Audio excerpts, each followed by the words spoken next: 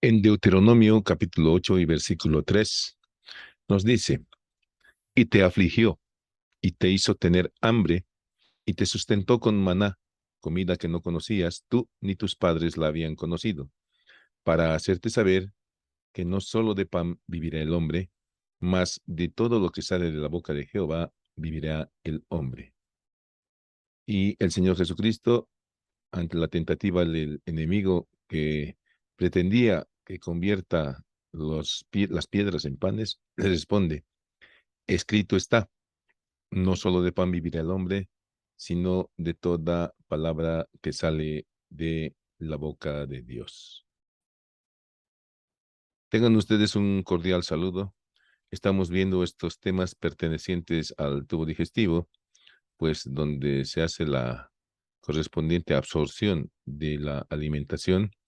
Y pues vamos a ver ahora un segmento en el cual la absorción es máxima, pero la absorción del alimento material debe ir a la par de la absorción del alimento espiritual que llena nuestro espíritu, que llena nuestro corazón, para que de la abundancia de nuestro corazón hable nuestra boca.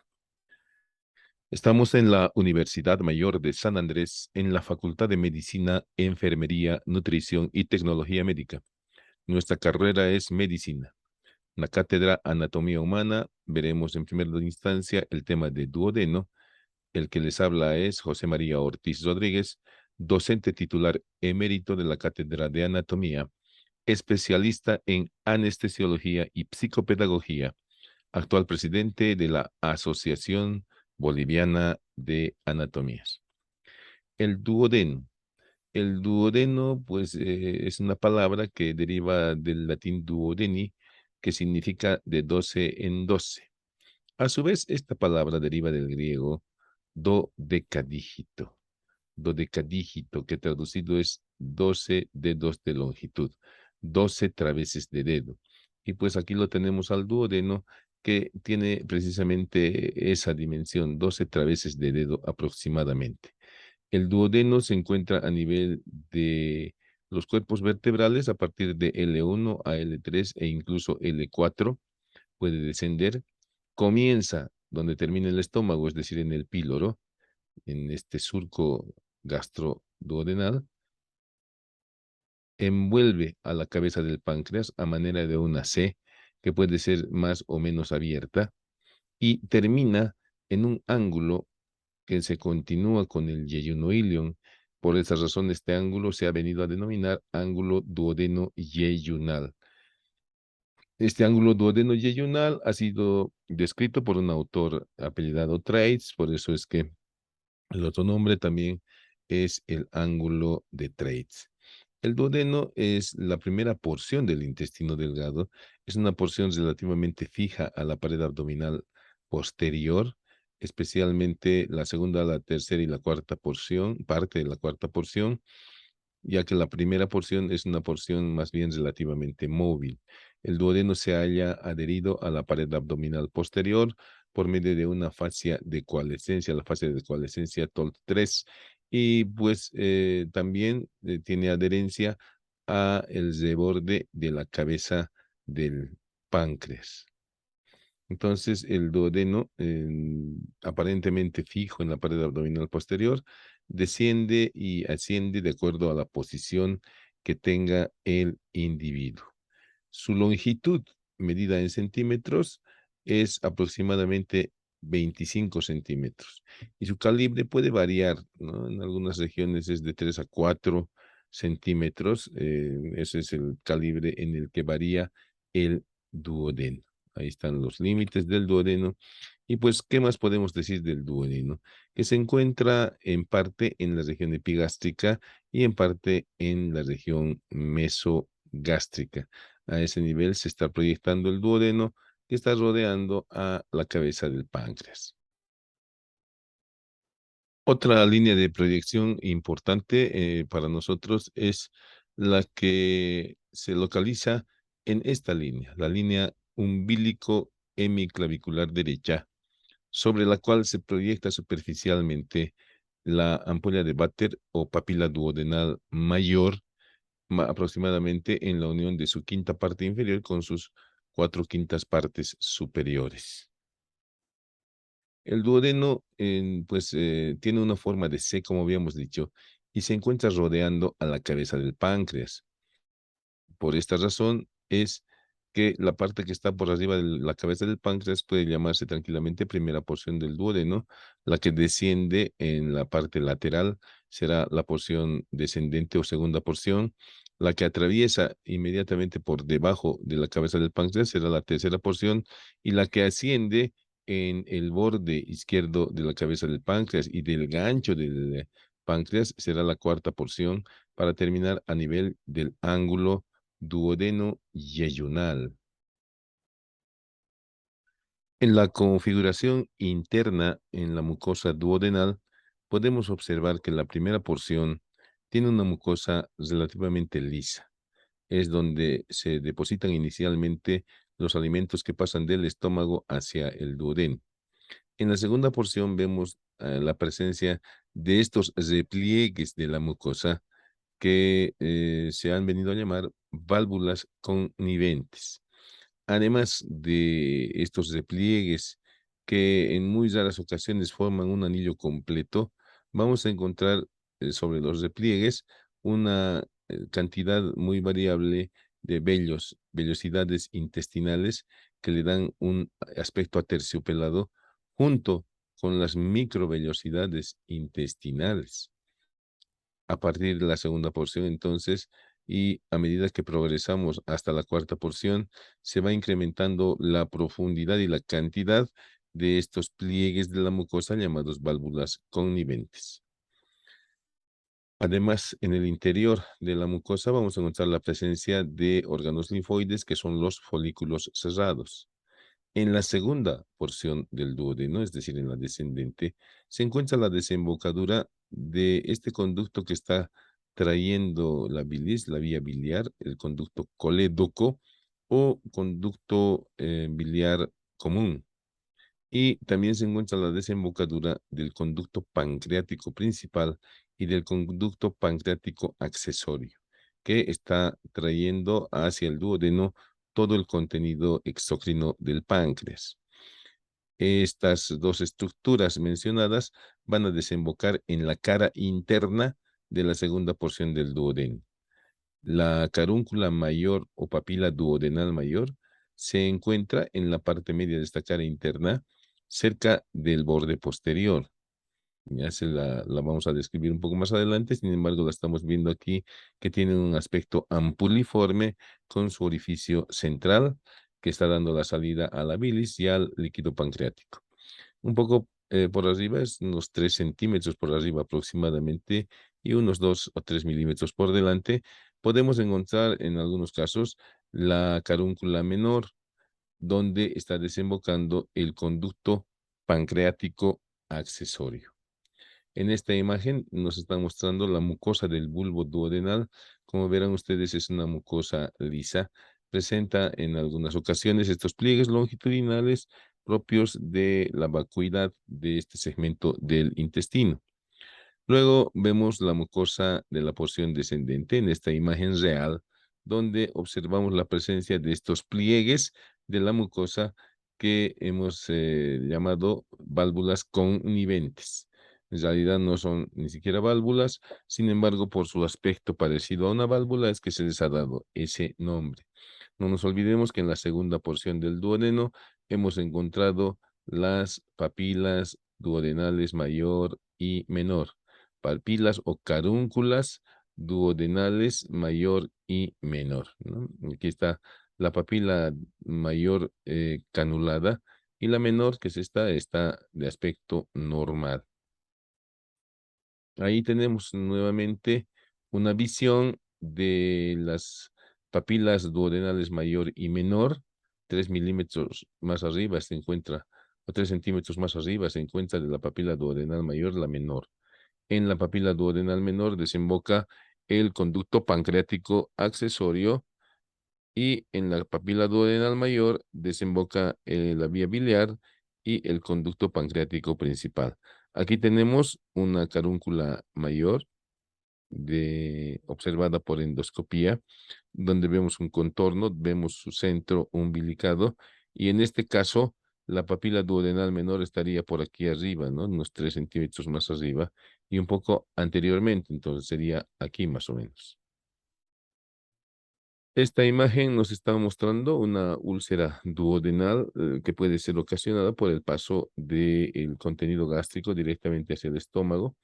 En este caso estamos viendo una papila de váter normal, esta que ya la hemos descrito, y este es un esquema donde vamos a encontrar a la papila propiamente dicha que tiene su orificio central y rodeando a la papila vamos a encontrar una serie de pliegues que son los pliegues longitudinales. La papila duodenal mayor tiene 5 a 10 milímetros de diámetro vertical, 5 a 6 milímetros de diámetro por transversal y el orificio de la papila duodenal mayor es de 1 a 3 milímetros de diámetro. Puede estar cubierta por una de las válvulas conniventes que no permite visualizarla ante un primer intento. Aquí estamos viendo en una tinción especial para el intestino la presencia de las microvellosidades intestinales que le dan ese aspecto aterciopelado a la mucosa. En la carúncula mayor desemboca la vía biliar y la vía pancreática y en ocasiones la unión de estas dos vías, la vía biliar y la vía pancreática, va a generar la presencia de una dilatación a este nivel que es denominada ampolla de Vater o ampolla duodenal. Ahí tenemos precisamente en esta imagen de Netter cómo el conducto colédoco ya se está dilatando y está recibiendo al conducto pancreático y están formando esta ampolla llamada ampolla bilio, biliopancreática. Ya esta ampolla que también tiene un epónimo, la ampolla de Vater. Ahora, la ampolla de Vater y los dos conductos que la forman, en su parte terminal están rodeados por musculatura de mayor grosor que el resto de las paredes, que están formando un esfínter denominado esfínter de Oddi. Este esfínter de Oddi se contrae debido a influjos hormonales generados por la presencia de alimento en el duodeno. La presencia de alimento en el duodeno activa el eje hipotálamo hipófisis y va a hacer que el músculo liso que se encuentra rodeando a estas desembocaduras se relaje, ¿ya? Por acción del parasimpático.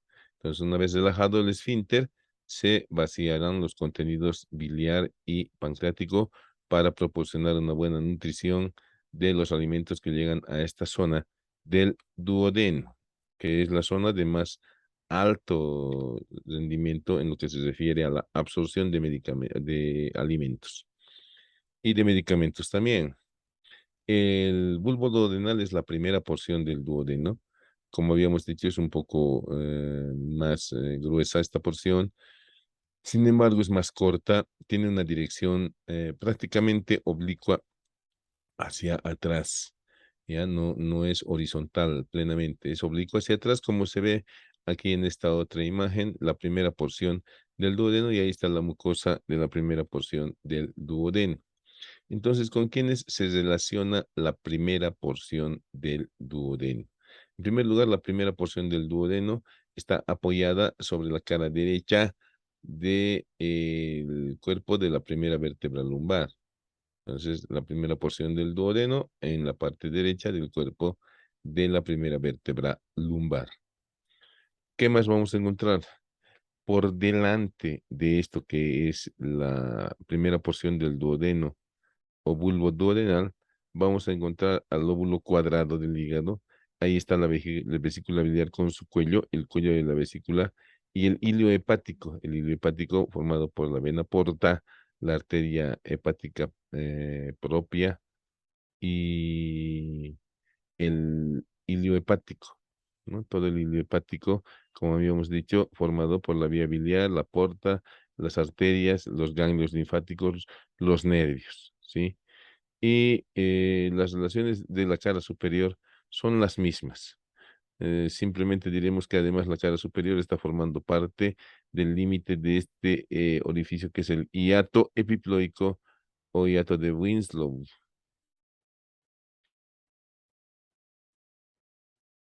Seguimos en la primera porción y vemos que la cara posterior de la primera porción, que es esta, se está relacionando en primer lugar con este espacio que se encuentra detrás del estómago y del aumento mayor, o perdón, menor, aumento menor, que es la transcavidad de los epiplones. Entonces se relaciona con la transcavidad de los epiplones y por medio de esto se relaciona con el epiplón menor. Además, también se está relacionando con el peritoneo pancreático el, y con el cuerpo del páncreas, ¿no? Ahí está la parte inicial del cuerpo del páncreas. Aquí estamos viendo nuevamente la primera porción del duodeno y estamos viendo pues que por detrás de la primera porción están pasando algunas arterias, ya que las vamos a ver enseguida. Ya estas arterias son la gastroduodenal, la pancreático duodenal anterior superior. Está pasando también por detrás de la primera porción del duodeno, la vía biliar. Y la parte inferior, la cara inferior de esta primera porción se relaciona con el cuello del páncreas. La segunda porción es la porción descendente y se la puede localizar desde la parte media de la primera vértebra lumbar, a veces hasta la cuarta vértebra lumbar. Primera, segunda, tercera y cuarta serían los niveles de esta porción descendente del duodeno. La cara anterior de la porción descendente del duodeno está cruzada por el mesocolon transverso. Por lo tanto, esta cara está en relación con el mesocolon transverso, que está dividiendo en el duodeno una porción superior supramesocólica y una porción inferior inframesocólica. Entonces, la cara anterior de la segunda porción del duodeno, en su porción supramesocólica, se relaciona con el lóbulo derecho del hígado y se relaciona también con la vesícula biliar. Aquí se ha retirado la vesícula biliar que estaba en la anterior imagen. Vamos a volver, ahí está. La vesícula biliar que se encuentra en relación entonces con la parte supramesocólica de la segunda porción del duodeno. Y el segmento inframesocólico se relaciona con el colon y se relaciona con las asas intestinales del yeyuno ilio, ¿sí? Muy bien. En su cara posterior, ¿qué vamos a encontrar? La vena cava inferior. Además de la vena cava inferior, vamos a encontrar todo el pedículo renal derecho, incluyendo el uréter. Ahí lo tenemos al uréter descendiendo y cerca de la parte interna del riñón, ¿no? Es decir, el ilio. Esas son las relaciones entonces de la segunda porción. La tercera porción del duodeno atraviesa transversalmente a nivel de la vértebra lumbar 3 y a veces lumbar 4 o puede estar entre las dos, teniendo una forma cóncava por detrás y convexa por delante que se adapta a la forma de la columna y de los grandes vasos que están detrás de esta tercera porción del duodeno o porción transversal. Como se ve en esta imagen, en la cara anterior de la tercera porción del duodeno se encuentra el cruce de la arteria mesentérica superior. Y junto con la arteria mesentérica superior se encuentra también la vena mesentérica superior y por lo tanto se encuentra también la raíz del mesenterio cruzando la cara anterior de la segunda porción o de la tercera porción del duodeno. Además, esta tercera porción del duodeno está en relación con las asas del intestino delgado y ayuno íleo. La cara posterior de la tercera porción del duodeno está en relación con este gran vaso que es la vena cava inferior, con este otro gran vaso que es la aorta, con la arteria gonadal del lado izquierdo, que es una de las relaciones importantes de la cara posterior de esta tercera porción del duodeno. También a este nivel se encuentra originándose en la arteria mesentérica superior, la arteria cólica derecha superior y parte del plexo intermesentérico. La cara superior de la tercera porción del duodeno se encuentra en relación con el borde inferior de la cabeza del páncreas y la cara inferior se encuentra en relación con las asas intestinales delgadas. La cuarta porción del duodeno se denomina ascendente. Se encuentra ascendiendo precisamente a nivel de las vértebras lumbar 4, 3 y 2. Termina, como ya habíamos mencionado, en un ángulo de continuación con el yeyuno ilion, por lo cual se denomina ángulo duodeno yeyunal. Está más o menos a nivel del flanco izquierdo de todas las vértebras que hemos mencionado. Esta cuarta porción del duodeno o ascendente, en su borde interno, además de estar en relación con la cabeza del páncreas, también da inserción a la raíz del mesenterio, ¿sí? Y además, cuando existe el gancho del páncreas, también está en íntima relación con el gancho del páncreas. La cara anterior está en relación con el mesocolon transverso y el colon transverso y por debajo está en relación con las asas intestinales delgadas. La cara externa puede estar cerca del borde interno del riñón izquierdo. Se interpone entre la cara externa de la cuarta porción del duodeno y el riñón izquierdo el arco vascular de Treitz.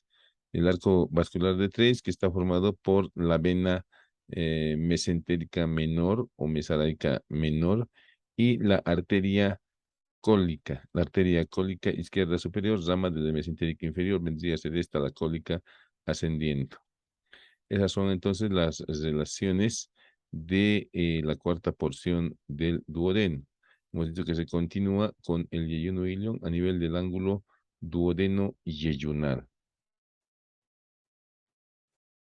Ahí están las relaciones posteriores de la cuarta porción del duodeno. Estamos viendo esto por detrás, estamos viendo al duodeno por detrás, donde vemos la vena mesentérica superior, bueno, la cara anterior es esta, la vena mesentérica superior, la arteria mesentérica superior, esta es la cara anterior, y ahí está la raíz del mesenterio.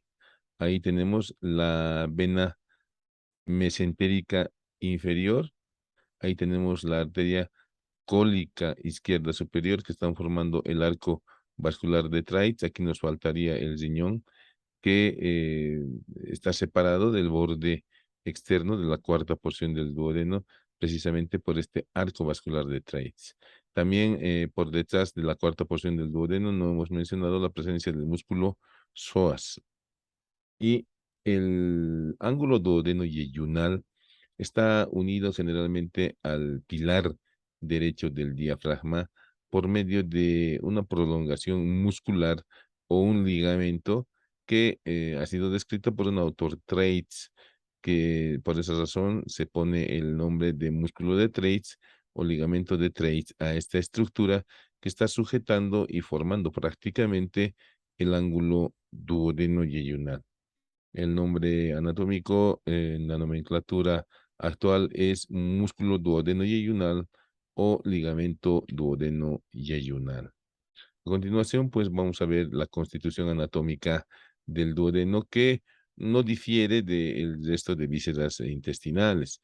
En la parte externa está cubierto por el peritoneo, especialmente en su cara anterior. Su cara posterior está unida a la pared abdominal posterior por una fascia de coalescencia de Tolt, y la capa muscular está formada por fibras longitudinales y por fibras anulares. Estas, entre las dos, se encuentra el plexo mioentérico. La mucosa ya la hemos descrito en la configuración interna y pues no vamos a hablar más de aquello, más que la presencia del plexo submucoso de Meissner que va a estimular la producción de las glándulas de este segmento del intestino delgado.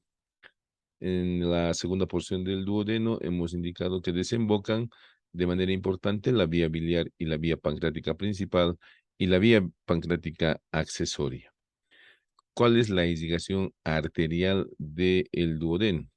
El duodeno tiene dos pedículos arteriales, uno superior que proviene del tronco celíaco por medio de la arteria gastroduodenal que cerca al borde superior de la primera porción del duodeno se está dividiendo en dos ramas, ¿no? Se está dividiendo o está dando la rama pancreático duodenal superior derecha o antero superior, ¿sí? Y de la mesentérica superior está partiendo la arteria pancreático duodenal antero inferior.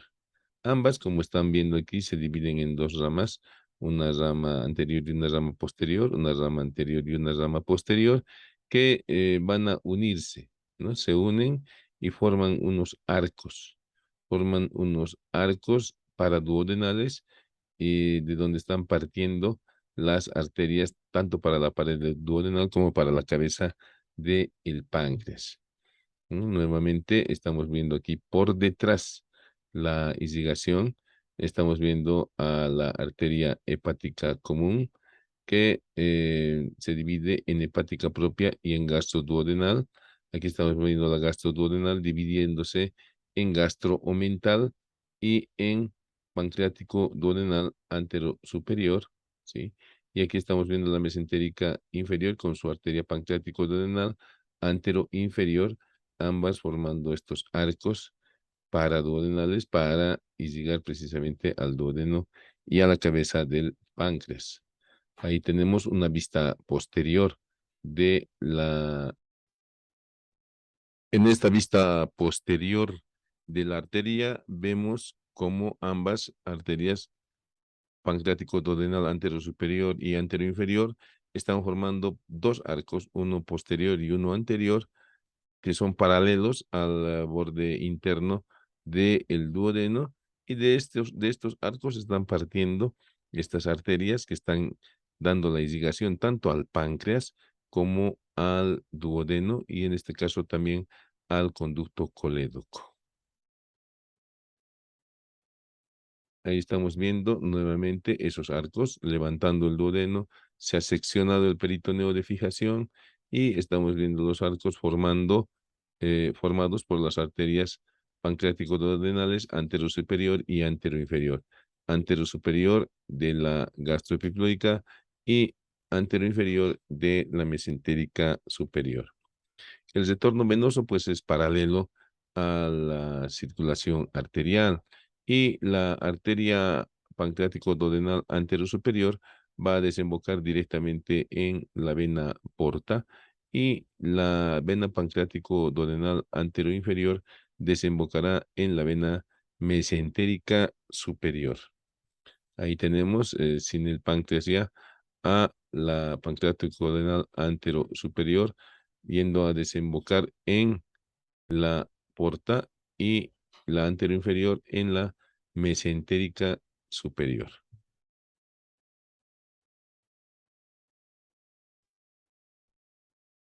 El drenaje linfático del duodeno se dirige a los ganglios duodeno-pancreáticos que están entre el duodeno y el páncreas anteriores y posteriores, tanto en la cara anterior del páncreas como en la cara posterior del páncreas.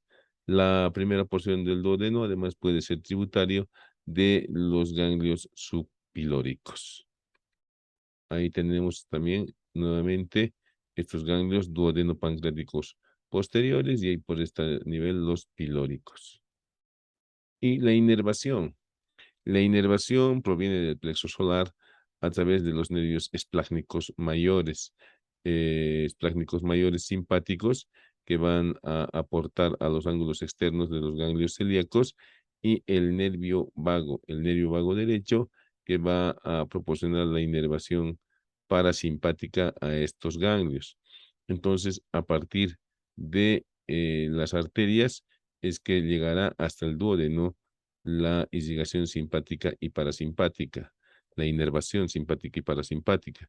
Pero además, estas líneas negras representan las vías termoalgésicas de la sensibilidad general, las cuales van a ir a desembocar también a nivel de los ganglios raquídeos 6, 7, 8, 9. A ese nivel se encuentra el dolor.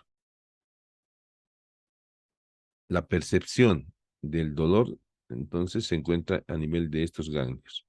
Pero como habíamos mencionado siempre, la distribución de estas terminaciones libres para captar el dolor es relativamente baja en relación a las terminaciones que existen en la piel, por lo tanto el dolor visceral siempre es difuso.